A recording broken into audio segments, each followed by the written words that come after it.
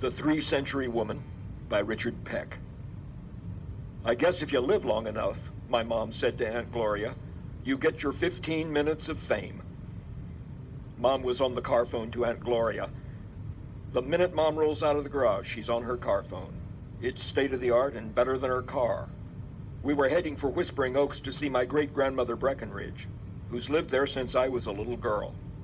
They call it an elder care facility. Needless to say, I hated going. The reason for great-grandmother's fame is that she was born in 1899. Now it's January 2001. If you're one of those people who claim the new century begins in 2001, not 2000, even you have to agree that great-grandmother Breckenridge has lived in 3 centuries. This is her claim to fame. We waited for a light to change along by Northbrook Mall, and I gazed fondly over at it. Except for the multiplex, it was closed because of New Year's Day. I have a severe mall habit, but I'm 14, and the mall is the place without homework. Aunt Gloria's voice filled the car. If you take my advice, she told Mom, you'll keep those Whispering Oaks people from letting the media in to interview Grandma. Interview her my foot, honestly. She doesn't know where she is, let alone how many centuries she's lived in. The poor old soul. Leave her in peace. She's already got 1 foot in the... Gloria, your trouble is you have no sense of history. Mom gunned across the intersection. You got a C in history. I was sick a lot that year, Aunt Gloria said. Sick of history, Mom mumbled. I heard that, Aunt Gloria said. They bickered on, but I tuned them out. Then when we turned in at Whispering Pines, a sound truck from IBC TV was blocking the drive. Good grief, Mom murmured. TV. I told you, Aunt Gloria said, but Mom switched her off. She parked in a frozen rut. I'll wait in the car, I said. I have homework. Get out of the car, Mom said. If you get so old you have to be put away, Whispering Oaks isn't that bad. It smells all right, and a Christmas tree glittered in the lobby, a real tree. On the other hand, you have to push a red button to unlock the front door. I guess it's to keep the inmates from escaping, though great-grandmother Breckenridge wasn't going anywhere and hadn't for 20 years. When we got to her wing, the hall was full of camera crews and a woman from the suburban newspaper with a notepad. Mom sighed. It was like that first day of school, when you think you'll be okay until the teachers learn your name. Stepping over a cable, we stopped at great-grandma's door, and they were on to us. Who are you people to Mrs. Breckenridge? The newspaper woman said. I want names. These people were seriously pushy, and the TV guy was wearing more makeup than Mom. It dawned on me that they couldn't get into great-grandma's room without her permission. Mom turned on them. Listen, you're not going to be interviewing my grandmother, she said in a quiet bark. I'll be glad to tell you anything you want to know about her, but you're not going in there. She's got nothing to say, and she needs a lot of rest.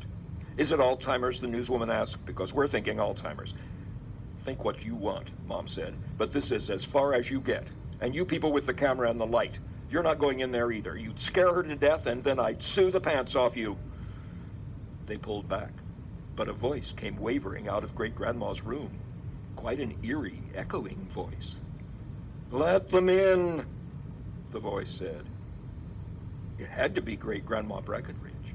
Her roommate had died. Good grief, Mom muttered, and the press surged forward.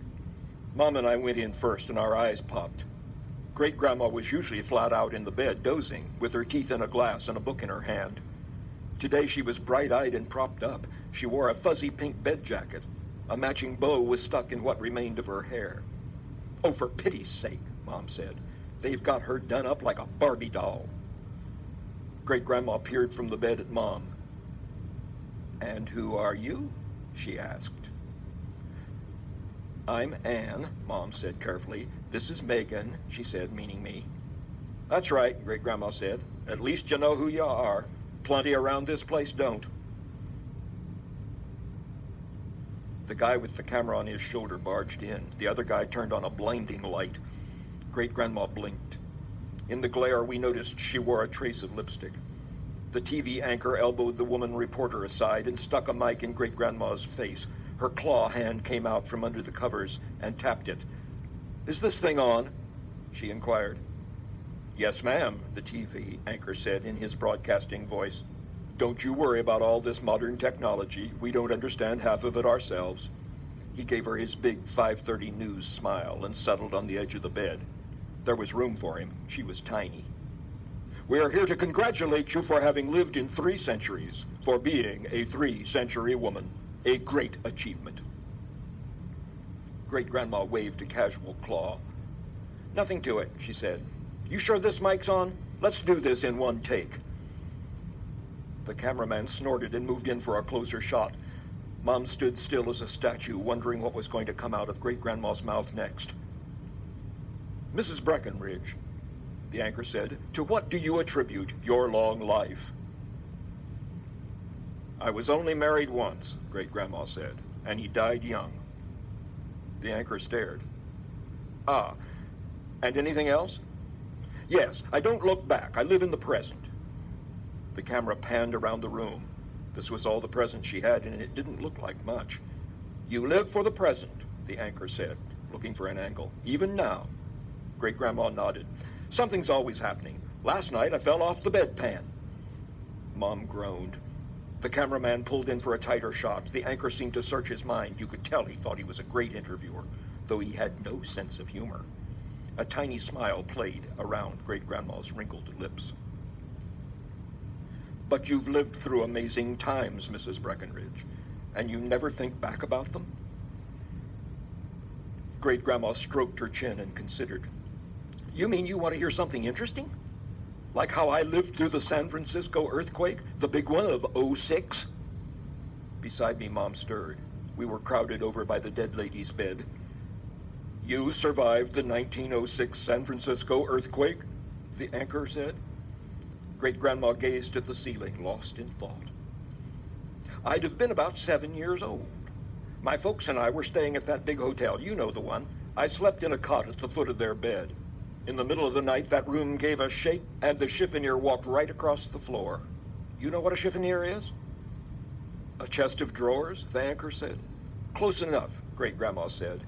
"And the pictures flapped on the walls. We had to walk down 12 flights because the elevators didn't work. When we got outside, the streets were ankle deep in broken glass. You never saw such a mess in your life." Mom nudged me and hissed, "She's never been to San Francisco. She's never been west of Denver. I've heard her say so." "Incredible," the anchor said. "Truth's stranger than fiction," Great-grandma said, smoothing her sheet. "And you never think back about it?" Great-grandma shrugged her little fuzzy pink shoulders. "I've been through too much. I don't have time to remember it all." "I was on the Hindenburg when it blew up, you know." Mom moaned, and the cameraman was practically standing on his head for a close-up. "The Hindenburg? That big gas thing the Germans built to fly over the Atlantic Ocean. It was called a Zeppelin. Biggest thing you ever saw. 5 city blocks long. It was in May of 1937, before your time. You wouldn't remember. My husband and I were coming back from Europe. No, wait a minute." Great-grandma cocked her head and pondered for the camera. "My husband was dead by then. It was some other man. Anyway, the 2 of us were coming back on the Hindenburg. It was smooth as silk. You didn't know you were moving. When we flew in over New York, they stopped the ball game at Yankee Stadium to see us passing overhead." Great-grandma paused, caught up in the memories.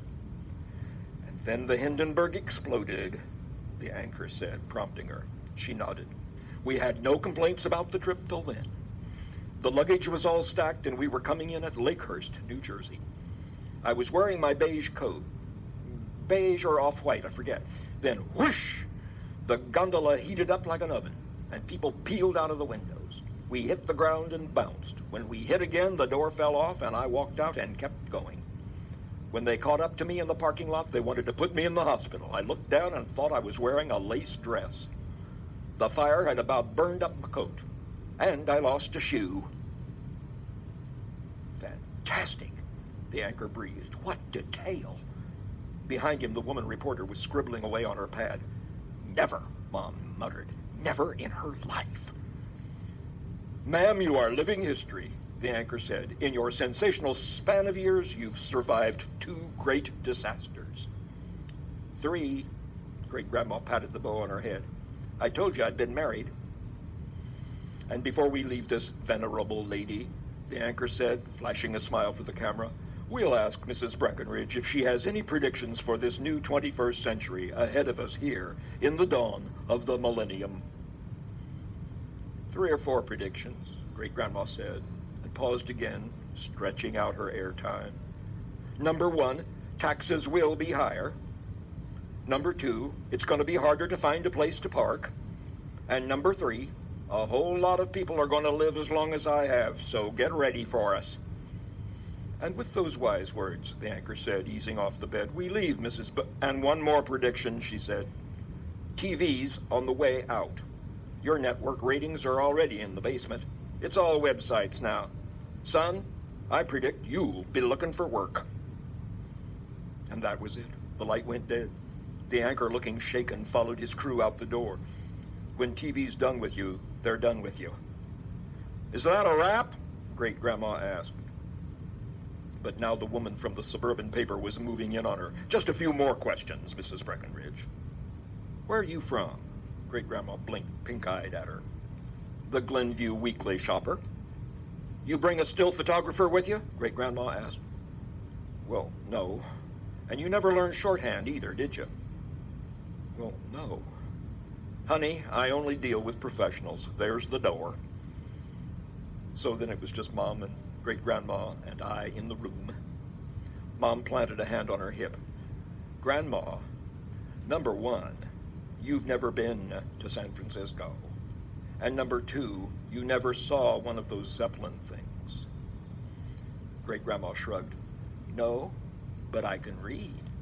She nodded to the pile of books on her nightstand with her spectacles folded on top. You can pick up all that stuff in books. And number 3, Mom said, your husband didn't die young. I can remember Grandpa Breckenridge. It was that TV dude in the $500 suit who set me off, Great-Grandma said. He dyes his hair, did you notice? He made me mad, and it put my nose out of joint. He didn't notice I'm still here. He thought I was nothing but my memories, so I gave him some. Now Mom and I stood beside her bed. I'll tell you something else, Great-Grandma said, and it's no lie. We waited, holding our breath to hear. Great-Grandma Breckenridge was pointing her little old bent finger right at me. You, Megan, she said, once upon a time, I was your age. How scary is that? Then she hunched up her little pink shoulders and winked at me. She grinned and I grinned. She was just this little withered up leaf of a lady in the bed. But I felt like giving her a kiss on her wrinkled cheek, so I did. I'll come and see you more often, I told her. Call first, she said. I might be busy. Then she dozed.